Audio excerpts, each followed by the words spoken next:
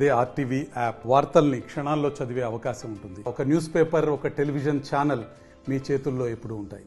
ఈ blame game ఉంది కదా, అది మనం చూసి మనం ఎంటర్టైన్మెంట్ వాల్యూ పెంచుతున్నాం, కానీ మన కరెక్టివ్ వాల్యూ కొంత పెరగాలి. ఇది నాలాంటి మనుషులు ఒపీనియన్. ఇప్పుడు కరెక్టివ్ వాల్యూ పెరిగితే మనకి ట్రాన్స్పరెన్సీ పెరుగుతుంది.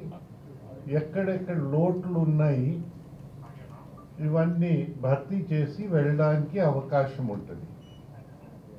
ఇప్పుడు మా బ్యాక్గ్రౌండ్ ఎందుకు మీకు చెప్తున్నామంటే సింపుల్ థింగ్. మా దగ్గర మా ఫ్యామిలీలో 105 టెంపుల్స్ ఉన్నాయి. ఇవి టెంపుల్స్లో ఒకటి ఇక్కడ పెద్దది మన వరలక్ష్మీ నరసింహస్వామి సింహాచలం దేవస్థానం అంటారు. అక్కడ కూడా క్వాలిటీ ఆఫ్ ప్రసాదం పడిపోయిందని కంప్లైంట్స్ వచ్చాయి. సో ఇలాగ మనకు అన్ని చోట్ల వస్తున్నాయి కంప్లైంట్స్ వచ్చాయి. కరెక్ట్ చేయాలి. ఎందుకు ఈ కంప్లైంట్స్ వచ్చాయి? అన్ని చోట్ల నిబంధనలు సడలించారు కనుక మనకి పాత నిబంధనలు ఉండేటప్పుడు దాని తర్వాత నమ్మకంపై నడిచేది. ఓ ట్రస్ట్ ఉండేది, ట్రస్ట్ పై నడవడం. ఇప్పుడు ఎంతవరకు దెబ్బతిని ఉందంటే ఆ ట్రస్ట్లో ఎవరికి నమ్మకం పోయి ఉంది. సో ఫైర్ వాల్స్ బిల్డప్ చేయవలసి వస్తుంది. ఈ ఫైర్ వాల్స్ బిల్డప్ ఎలా చేస్తారు, దానికి ఓ డిస్కషన్ కూడా కావాలి. మాకు ఉచిత సలహాలు కొన్ని ఉంటాయి. ఏంటంటే ఇప్పుడు లెబారెటరీ ఇనాడిక్వసీ బయట కనిపిస్తూ ఉంది క్లియర్గా. అయితే మేజర్ టెంపుల్స్ మనకి రాష్ట్రంలో అబౌట్ 8+1 తిరుపతి తిరుమల దేవస్థానం 9 ఉంటాయి.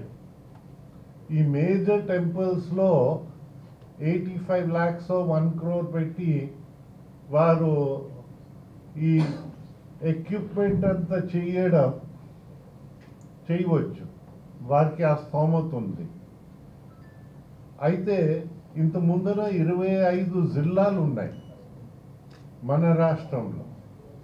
ఆ 25 జిల్లాల్లో మన కామన్ గుడ్ ఫండ్ అన్ని టెంపుల్స్ కడతా ఉన్నారు.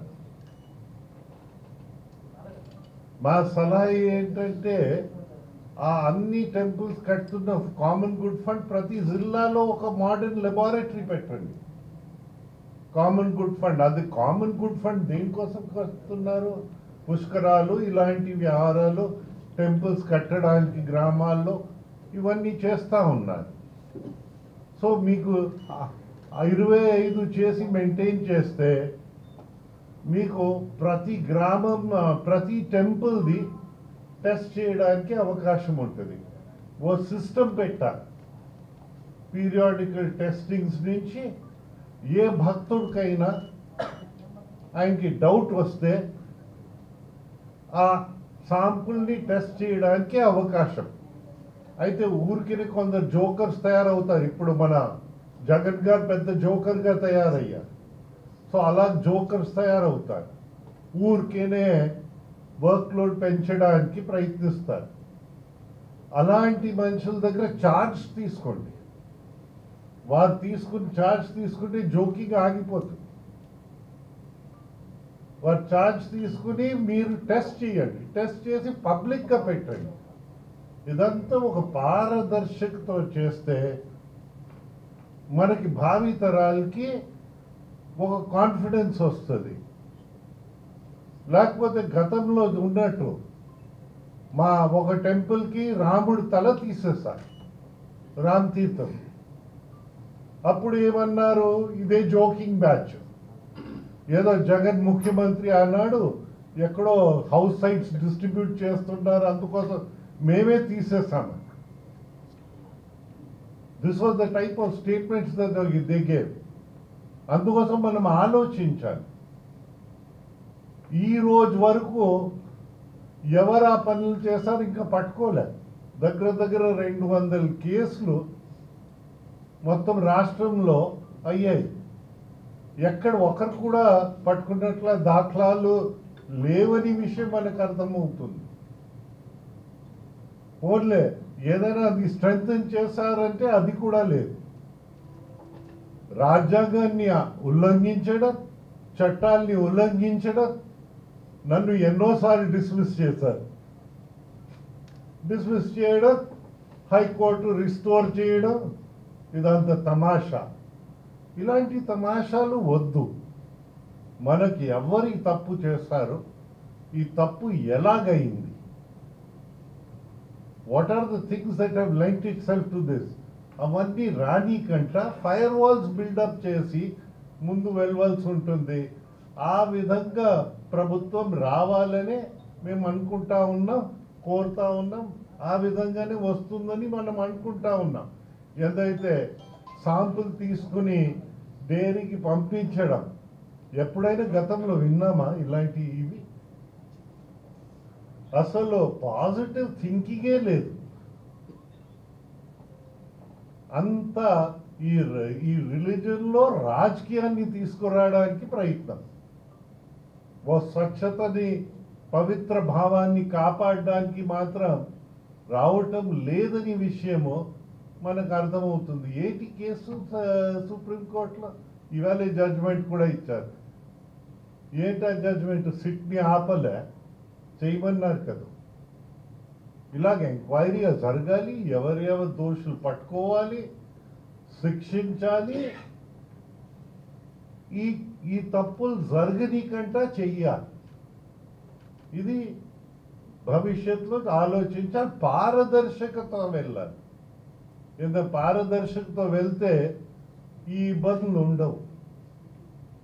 మీ విశాఖపట్నంలో చెప్పక్కర్లేదు. పోయినసారి మనకి ఇక్కడ చందన్ యాత్ర జరుగుతున్నప్పుడు నీట్గా అయింది. అంత ముందర ఎన్నో సంవత్సరాలు అంత కంగారు. రాజకీయాన్ని ఎప్పుడు తీసుకురాకూడదు అని మేము డిమాండ్ చేస్తా ఉన్నాం. ఇంట్లో నేను ఒక మతం, రోడ్ పైన ఇంకొక మతము. నేను ఇంట్లో ఆనెస్ట్గా ఉంటాను, రోడ్ పై నాకంట పెద్ద క్రూక్ ఉండరని రుజువు చేస్తూ ఉంటాను. This is not the way we go. ఇది మంచి పని కానే కాదని నా భావన. అందరినీ రిక్వెస్ట్ చేస్తూ ఉంటాం, దయచేసి అండ్ గవర్నమెంట్కి డిమాండ్ చేస్తూ ఉన్నాం, మీ పైన బాధ్యత ఎక్కువ ఉంది. ఆ బాధ్యతను నిర్వహించాలి. నిర్వహిస్తారని నాకు నమ్మకం కూడా ఉంది. ఎంతైతే కొన్ని స్టెప్స్ తీసుకున్నారు, ఇంత ముందర స్టెప్స్ తీసుకోవడానికి నిరాకరించేవారు ఇప్పుడు స్టెప్స్ కాస్త కొంత తీసుకుంటున్నారని విషయము మీ ద్వారా అందరికీ మనవి చేస్తూ ఉన్నాను. They have to put an end to all this. లేకపోతే దొంగల నీతుల్ని బోధిస్తూ ఉండి మమ్మల్ని వినమంటే కొంచెం కష్టం అవుతుందని మా భావన. This is what we are trying to say. So we need to correct this situation and go ahead. ఇది మా ప్రయత్నం. ఈ విధంగా ఉంటుందని చంద్రబాబు గారికి ధైర్యం చెప్తా, పారదర్శకత బిల్డప్ చేయాలని మాకు తోచిన సలహాలు ఇస్తా.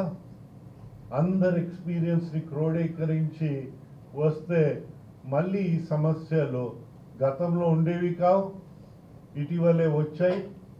ఇప్పుడు భవిష్యత్తులో కూడా ఉండకుండా ఉండాలని మేము భావిస్తూ ఉన్నాం. మేము ఏం సజెస్ట్ చేస్తామంటే, ప్రతి టెంపుల్ అనేసరికి దానికి ఆనవాయితీలు ఉంటాయి. ఆ ఆనవాయితీని పాటించాలి. భక్తులు ఈ టెంపుల్స్ని చేస్తారు, భక్తులు చేస్తారు. ఇప్పుడు అది మనం మర్చిపోకూడదు. ఇప్పుడు చట్టాలు వ్యతిరేకంగా వెళ్తే మేము పెద్ద దూరంగా వెళ్ళక్కర్లేదు. ఏ చట్టంలో ఉందండి చైర్మన్ ఆఫ్ సింహాచలం ల్యాండ్స్ అని? నాకు దయచేసి చెప్పండి. భక్తుల టెంపుల్కి ఇచ్చిన ప్రాపర్టీ చూడు, మనకి టెంపుల్స్ కానీ ఏ మతం అయినా మనం అర్థం చేసుకోవాల్సింది ఏంటంటే భారతదేశం ఒక సెక్యులర్ దేశం. ప్రభుత్వము ఏ మతాన్ని నుంచి డబ్బులు లాగకూడదు, ఏ మతానికి వారి ప్రభుత్వం డబ్బులు ఇవ్వలేదు. ఇప్పుడు మన హిందువులకు వచ్చేసరికి ఒకటి ఉంది, దేవాదాయ ధర్మాదాయ. ఇప్పుడు ధర్మాలనుకో సెటిల్ చేసిన వాడు సెటిల్ చేస్తాడు, అలా జరగవలసిందే. దేవాదాయ వారు ఇది దీని ప్రకారంగా ఆచారాల ప్రకారంగానే జరగాలి, అది క్లియర్గా ఉంది. అక్కడ ఆచారాలు పాటించరు, ఇక్కడ ధర్మాల్ని పాటించరు. ఏం చెప్పమంటారు? మీకు చెప్పక్కర్లేదు, ఇక్కడే విశాఖపట్నంలోనే మనం చూసాం. ఈ నార్త్ కోస్టల్ డిస్ట్రిక్ట్స్ లో ఎక్కువ చూసాం ఇవన్నీ. అందుకోసం మనము డిమాండ్ ఏం చేస్తాము, ఆనవాయితీలు జరగాలి. 27,000 దగ్గర టెంపుల్స్ ఉంటాయి. దాంట్లో మీకు మహా అవుతే 230 కంటే ఎక్కువ ఉండవు. ఈ ఓల్డ్ డిస్ట్రిక్ట్స్ హెరిడిటీ ట్రస్టీస్ ఇవన్నీ అందరూ, మిగతాదంతా ఆ పద్ధతులు గవర్నమెంటే పెడతారు. ఏంటా పద్ధతులు? వారు ఇన్వైట్ చేసేవారు, భక్తులు ఎవరైనా ఉంటే నేను సేవ చేయడానికి ఇష్టపడతాను, ట్రస్ట్ బోర్డ్ చేయడానికి ఇష్టపడతానని వారు ఇది పెట్టేవారు. పెట్టేస్తే అప్లికేషన్ పెడితే గవర్నమెంట్ ఒక పాస్పోర్ట్ తర ఎంక్వైరీ చేసేవారు. ఏదైతే పాస్పోర్ట్స్లో ఎలా చేస్తారు, అందరు ఇంటికి వెళ్తారు, చూస్తారు. జనరల్గా ఎవరి మతంని వారు సీక్రెటివ్గా ఉంచలేదు. ఇప్పుడు పేదవాడైనా హిందూ అయినా ఒక క్యాలెండర్ అయినా కనిపిస్తుంది ఇంట్లో, ఓ ముస్లిం అయితే ఖురాన్ కనిపిస్తుంది, ఏదో ఒకటి కనిపిస్తుంది ఇంట్లో. జగన్ వచ్చి ఏం చేశారు, ఆ ఎంక్వైరీస్ తీసేశాడు. అదే కదా చేసింది. అందుకోసం ఆయన అలాగా అందరు తయారవచ్చు. ఇంట్లో ఒక మతము, బయట రోడ్ పైన ఇంకొక మతము. ఏంటి తమాషా? నాకంతా అర్థమే కావటంలా. సుప్రీంకోర్టు కూడా నీట్గా చెప్పింది, ఎంక్వైరీస్ని ఆపకరాదు, take it to its logical end. కాకపోతే మా భక్తులకి ఒక చిన్న భయం ఉంది. ఏంటంటే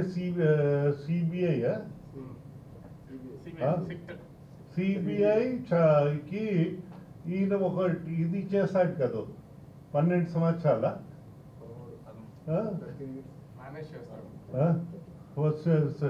దిసింగ్ లేకంట. అలా కాకుండా మనకి ఇది తొందరగా అయిపోయి తొందరగా వచ్చి అందరు కాన్ఫిడెన్స్ డెవలప్ కావాలి. చంద్రబాబు నాయుడు గారి పైన మాలాంటి మనుషులు కాన్ఫిడెన్స్ ఉంది, దాంట్లో ఎవరు షేకప్ చేయలేదు. మేము ఏదో పదవుల్ని పట్టుకో వేలాడుకోవడానికి కాదు మా ఉద్దేశం. రాజకీయంలో ఉన్న ఇన్ని సంవత్సరాలు మేము రాజకీయాన్ని దీని దగ్గర తీసుకురాలి. రాజకీయం ఎప్పుడు విలువలతో ఉంటుంది. విలువలు లేని వ్యాపార రాజకీయాన్ని తీసుకొచ్చి అన్ని భ్రష్ట పట్టించారు. టెంపుల్స్ కూడా భ్రష్ట పట్టించిన విషయము మనం చూసాం, మనం అనుభవించాం. ఇప్పుడు దేవాలయాలన్నింటినీ రాజకీయానికి దూరం చేయాలి, ప్రత్యేకంగా దొంగతనానికి గురి కాకుండా దూరం చేయాలి. సార్, పవన్ కళ్యాణ్ సనాతన బోర్డు సనాతన ధర్మ బోర్డు ఒక దాన్ని ఏర్పాటు చేయాలని నేను ఒక డిమాండ్ చేశాను. అసలు అంటే సనాతన ధర్మ బోర్డు అంటే ఏ విధంగా ఏర్పాటు చేయాలని అసలు దానికి ఏమంటారు? చూడు, హిందువుల్లో ఒక ధర్మం అని మాట ఉంది. ధర్మము ఇది ప్రాచీన కాలం నుంచి వస్తుంది. సనాతన ధర్మం అంటే దానికి ఒక ఇది ఉంది, ఒక ప్రవర్తన నియమావళి, అంతే కదా. ఇప్పుడు మీరు ఎంక్వైరీ తీసేస్తే, మీరు పాస్పోర్ట్ తర ఎంక్వైరీ ఉండేది కదా, అది తీసేసారనుకో, జగన్ అలాగ ఉంటుంది. మీ ఇంట్లో ఒక మతం, బయట రోడ్ పైన ఇంకొక మతం. అది కాదు మేము అనేది. నీ నమ్మకం ఏంటయ్యా? అంటే ఇప్పటి వరకు లేనటువంటి దాన్ని ఇప్పుడు హిందూ మతాన్ని కాపాడడం కోసం సనాతన ధర్మ బోర్డు ఒకటి ఏర్పాటు చేయాలని కేంద్రానికి సిఫారసు ఎవరైనా చేయవచ్చు. ఇప్పుడు జగన్ చేయలేదా? ఆయన ఏమంటున్నాడు, ఆ డేట్ తర్వాత వచ్చింది, ఇక్కడ బయటపడింది. ఆ డేట్ ముందని జరిగిందంతా నువ్వు బయట పడకుండా ఉంచావు. ఇది మనం మర్చిపోతామా? ఇది ఆకాశం నుంచి దిగిందా? మనం ఏంటండి, మనం కూడా అర్థం చేసుకోవాలి కదా ఇవన్నీ. ఇది ఆడుకోవడం మంచిది కాదు, ధర్మంతో ఆడుకోవడం మంచిది కాదు. మనం కొంచెం సెంటిమెంట్స్ని కాపాడాలి, భవిష్యత్తుని కాపాడాలి, ముందు తీసుకెళ్ళాలి. దీనికి పర్మనెంట్ సొల్యూషన్ రావాలి. దానికోసం మనం అందరూ కలిసికట్టుగా ప్రయత్నిస్తే బాగుంటుందని అభిప్రాయపడుతున్నాను. మా డిమాండ్స్ ఒకటే, ఎవరి దుర్మార్గం పాల్పడ్డారో వారందరూ శిక్ష అవ్వాలి. ఏ పార్టీ వాడైనా, ఆడు మాజీ ముఖ్యమంత్రి అవ్వచ్చు, ఎమ్మెల్యే అవ్వచ్చు, ఏదైనా అవ్వచ్చు. అది నేను కాదని అన్ను. ఎవరు చేశారో వారందరిపై శిక్షకి గురి కావాలి. మాకు ఇంకో సమస్య ఉంది మన దేశంలో. మనకి సర్దార్ పటేల్ అనుకున్నారు స్టీల్ ఫ్రేమ్, ఆ స్టీల్ ఫ్రేమ్ కి తుప్పు అంటించారు. ఇది మనకు సమస్య.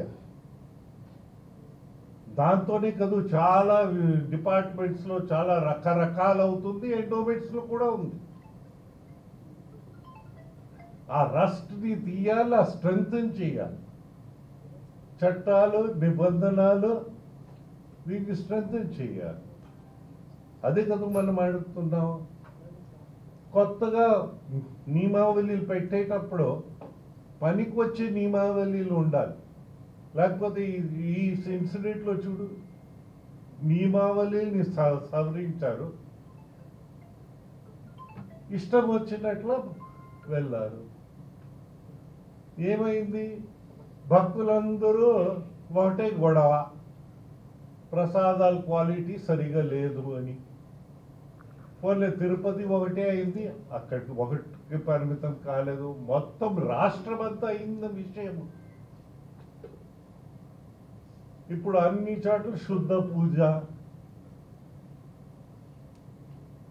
ఇది మనకి మంచి పని కానే కాదని విషయం మనం చేస్తా ఉన్నాం. దీన్ని మనం కరెక్ట్ చేయాలి. ఇది మనకి ఇంపార్టెంట్. సార్, దేవాదాయ శాఖలో అన్ని మతస్థులు అంటే నాన్ హిందూస్ చాలా వరకు ఉద్యోగుల్లో ఉన్నారు. దాని మీద తిరుపతి కావచ్చు, కొన్ని దేవాలయాలు చూడు, మాకు తెలిసిన మట్టికి మీరు చెప్పింది ఉండొచ్చు, కాదని అన్నాం. కానీ ఆ దైవం పైన నమ్మకం లేనివాడు అక్కడ వెళ్ళి ఏం చేస్తా?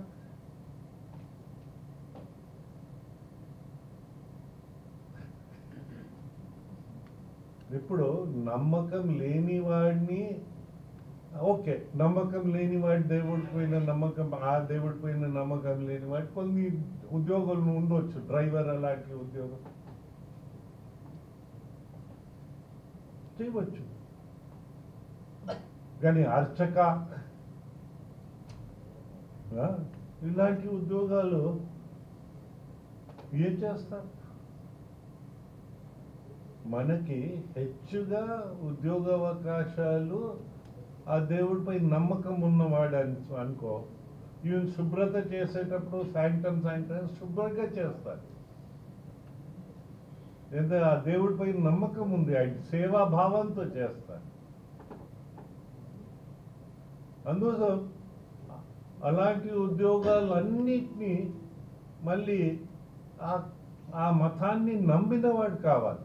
ఆడి ఇంట్లో ఒక నమ్మకం, బయట ఒక నమ్మకం పెడితే మనం అందరు గోవింద. మేమే గవర్నమెంట్లో ఉన్నాం, స్టేట్ గవర్నమెంట్లో ఎప్పుడో. అప్పుడు సొల్యూషన్ కూడా ఇచ్చారు, క్యాబినెట్ సబ్ కమిటీ చేసేసి అది తీసుకుంటే ఏదో సొల్యూషన్ ఇచ్చాము ఆ రోజుల్లో. అది చాలా సంవత్సరాలు అయిపోయింది. కొందరు కట్టారు, కొందరు కట్టలేరు. అలా నడిచింది అది. నాకు అర్థమైంది. దానికి సొల్యూషన్ వస్తే మంచిదని నా భావన. ఏదైతే భక్తులు దేవుడికి ఇచ్చారు, ఎవరైనా భూమి ఇవ్వనివ్వండి, భక్తి రూపంలో ఇచ్చారు. సో దైవాలకు వచ్చిందంతా for the lords, whether Venkateswara, Simhachalam, ఏదైనా భక్తి భావనంతో ఇచ్చింది. సో వారికి నష్టం కలగకూడదు. అపశృతులు కొన్ని ఉన్నాయి. ఇక్కడే సింహాచలంలో గోవుల్ని హత్య చేశారని విషయం, అది కూడా కసాయివాడికి హృదయం ఉంటుంది. వీరు గోవులకి నిర్బంధం చేసి మేత తీసేసి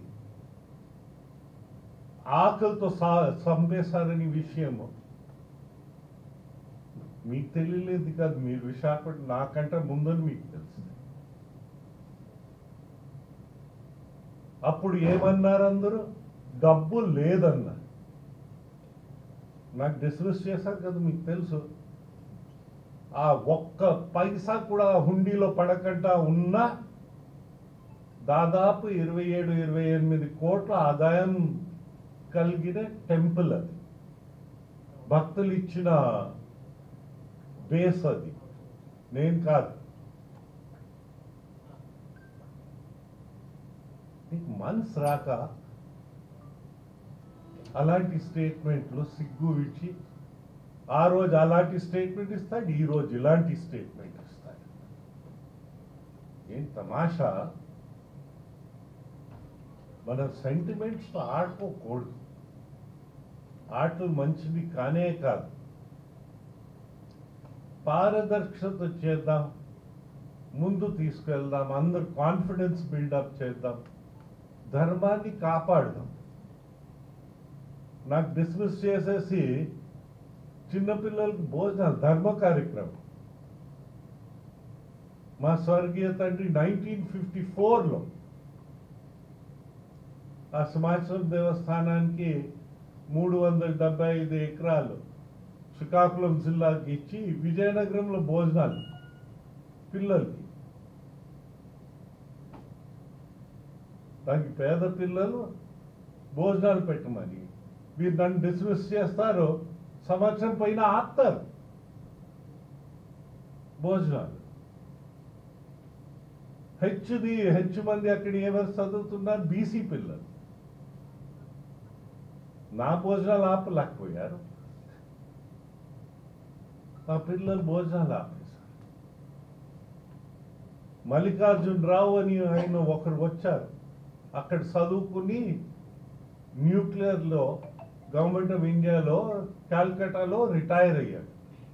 ఆయన వచ్చి కొంచెం డబ్బు ఇవ్వాలంటే దీనికి ఇవ్వాలని విరాళం ఇద్దాం, నేను ఇక్కడ చదువుకున్నాను, తిన్నాను, బాగుపడ్డాను అని రిటైర్ అయ్యి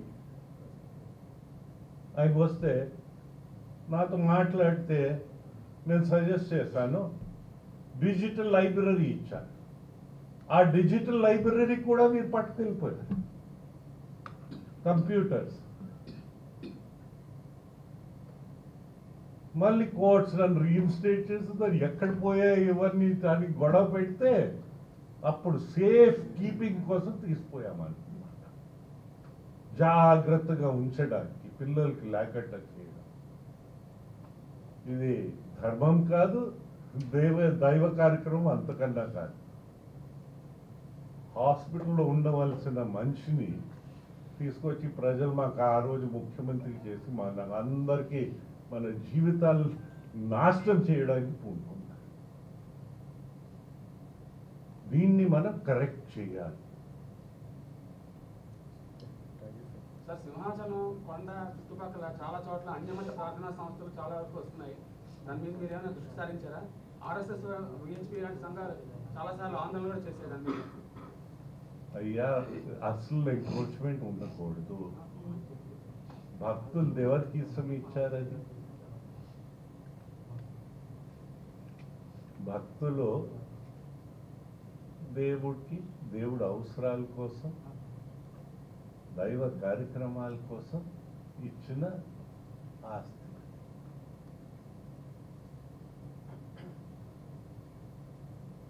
దాన్ని మనం గౌరవించకపోతే అది మంచి పద్ధతి కాదని మా భావన.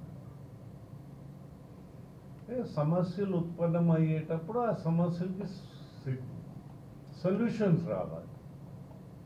Solutions have to be fair to all concern. లేకపోతే మీ ఆస్తి నేను డొనేట్ చేయడం ఏంటి, నా ఆస్తి మీరు డొనేట్ చేయడం ఏంటి? It has to be fair to all concern. You come up with such a proposal, discuss చేయండి. ఎవరు కాదంటారు? డిస్కస్ చేసి సొల్యూషన్స్ ట్రై చేయండి. కానీ ఒక మతంపై ఇంకో మతం రుద్దడం మంచి పని కాదు. ఈ ఇంట్లో ఒక మతం, బయట రోడ్ పైన ఇంకో మతం వద్దు. ఈ డ్యువాలిటీ వద్దు. పవన్ కళ్యాణ్ ఇప్పుడు సీరియస్ పొలిటీషియన్ గా డెమాన్స్ట్రేట్ చేశారు. ఒకప్పుడు నేనే అనుకున్నా సీరియస్ పొలిటీషియన్ కాదేమో అని. నేనే అనుకున్నాను, నేనేం సీక్రెట్ గా ఉంచలే ఆ రోజు. ఇప్పుడు సీరియస్నెస్ డెమాన్స్ట్రేట్ చేశారు, మంచిదే, సంతోషం. మాకు ఎక్స్క్లూజివ్ రైట్స్ లేవు కదా. మా రిలీజన్ పైన నేనే అంతా నేనే అని కాదు కదా, మనమంతా కలిసి. No exclusive rights in this. ఇప్పుడు జగన్ని ఇక్కడే మీ విశాఖపట్నం ఆయనే కదా, ఏదో స్వామి గారు, నేను ఆయన్ని హిందూ మతంలో కన్వర్ట్ చేశానని చెప్పారు, మంచిదే. అయితే హిందూ మతంలో కన్వర్ట్ అయ్యారు. అబ్దుల్ కలాం అలాంటి వ్యక్తి వచ్చి డిక్లరేషన్ సైన్ చేస్తారు. ఆయన కనుక్కొని, ఆయన మళ్ళీ ఆయన ఆఫీస్ కనుక్కుని నేను పద్ధతుల్ని ఉల్లంఘించకూడదని ఆయన సైన్ చేస్తారు, వెళ్ళి దర్శనం చేసి వెళ్తారు. ఈయన నేను గతంలో వెళ్ళాము, నువ్వు కనుక్కుని చేయవలసిన విషయం ఇది. అది కూడా నీకు రాలేదు మనసు అంటే ఇంకా ఏమంట? మీ బాధ్యతలు మీకు తెలియవా? మీరు రాజ్యాంగంపై ప్రమాణం చేసిన విషయం మీకు తెలియదా?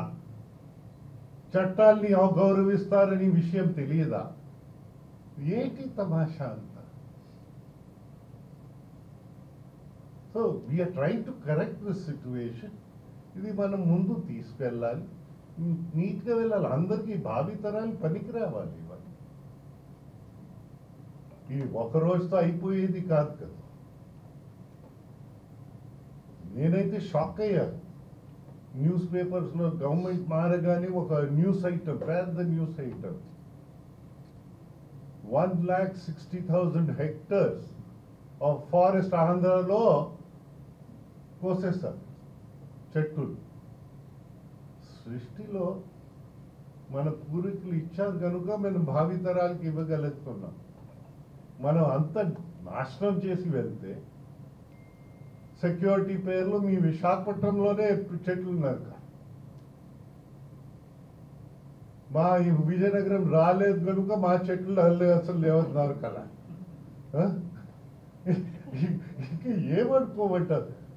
ఎక్కడైనా ముఖ్యమంత్రి వచ్చేటప్పుడు ఎన్నో ముఖ్యమంత్రులు చూసాం. 78 నుంచి నేను శాసనసభలో సభ్యుడిగా ఉండే, అందరూ ఆహ్వానించేవారు. ముఖ్యమంత్రి వస్తే మాకు ఏదో ఒక సమస్య తీరుతుందని. ఇలా సమస్యలు సృష్టించిపోతారని ఈ ఒకరే కనిపించాడు. తప్పు, ఇలా వెళ్ళడం చాలా చాలా తప్పు. మనం కరెక్ట్ చేసుకుంటా వెళ్ళాలి. మరిన్ని వీడియోస్ కోసం ఛానల్ ని సబ్స్క్రైబ్ చేయండి. లేటెస్ట్ అప్డేట్స్ కోసం వాట్సాప్ ఛానల్ ని ఫాలో చేయండి. అండ్ లింక్ డిస్క్రిప్షన్ లో ఉంది.